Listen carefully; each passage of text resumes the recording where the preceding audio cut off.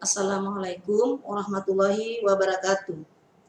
Baiklah anak-anak, pada kesempatan ini kita akan membahas tentang perubahan materi dan pemisahan campuran.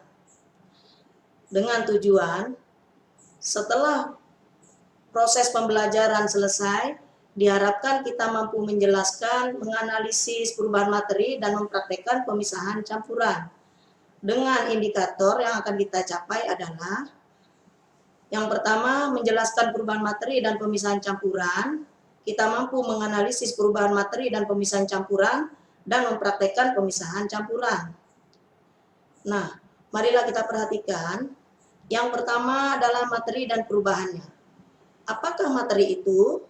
Materi adalah segala sesuatu yang menempati ruang dan memiliki massa.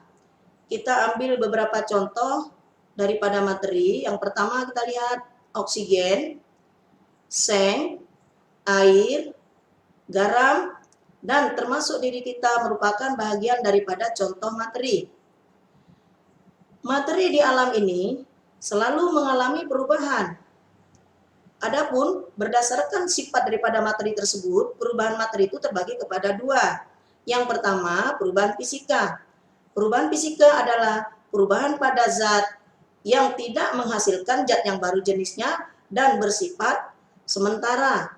Kita lihat contoh di sini adalah proses pembekuan pada air. Air, jika kita bekukan menjadi es, kemudian es kita biarkan, dia akan mencair kembali seperti semula. Jadi sifatnya hanya sementara. Yang kedua, perubahan materi pada perubahan kimia. Perubahan kimia adalah berubahnya suatu zat yang menghasilkan zat yang baru jenisnya dan bersifat tetap atau kekal. Salah satu contoh di sini kita ambil adalah proses fermentasi daripada singkong menjadi tape.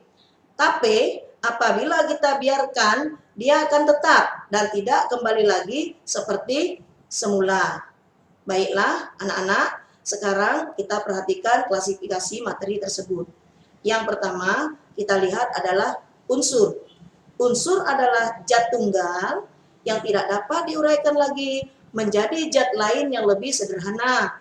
Kita ambil contohnya di sini adalah aurum atau emas, kemudian oksigen.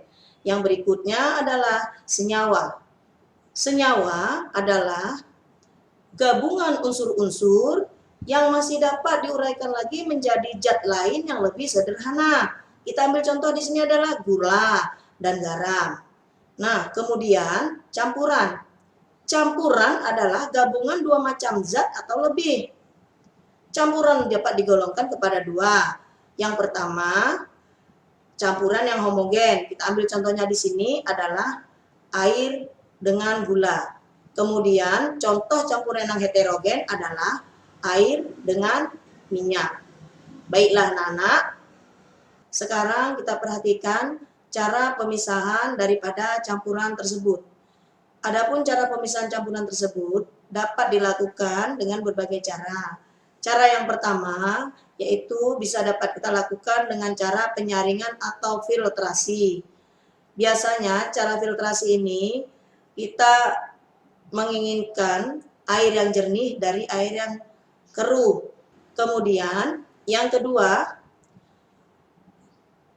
pemisahan campuran dengan cara penyulingan atau destilasi.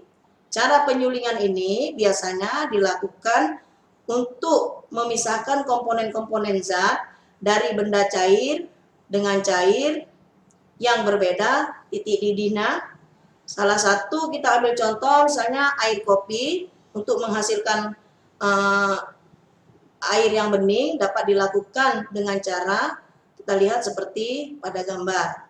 Nah, berikutnya kita lihat cara kristalisasi.